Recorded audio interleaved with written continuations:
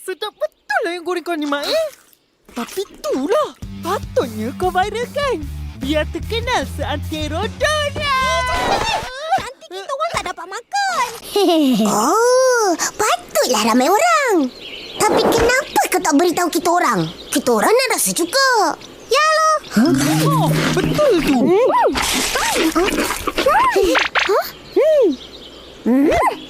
Kenapa? Cakaplah.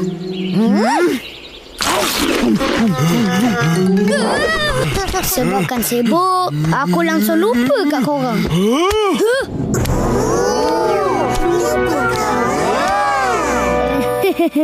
Alah, maafkan aku. Ayam goreng ni macam mana? Oh.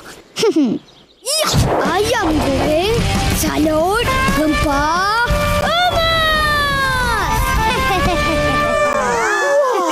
Harganya mesti mahal sebab guna rempah emas. Tak bolehlah nak jual RM2. Kan? Sama je harga. Selama ni pun memang aku guna rempah emas. Korang je tak tahu.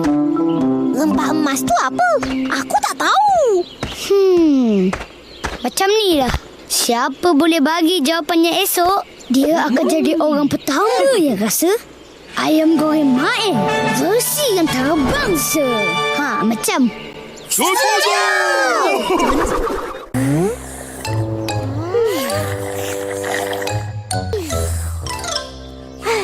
Botol baru lagi.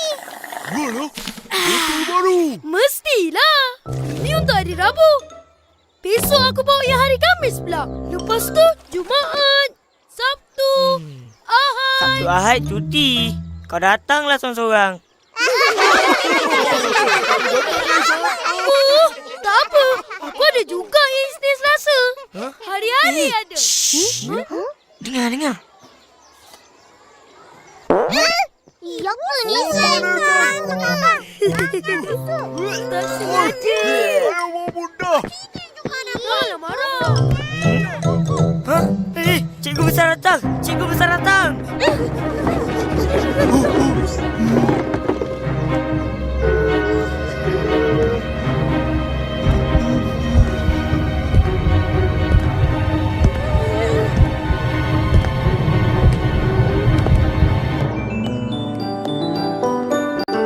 Sudah kurus. Cikgu Melati. Mak El ni. Orang takut je.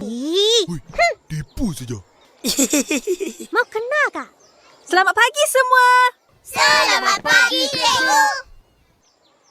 Duduk. Hari ni cikgu nak ajar.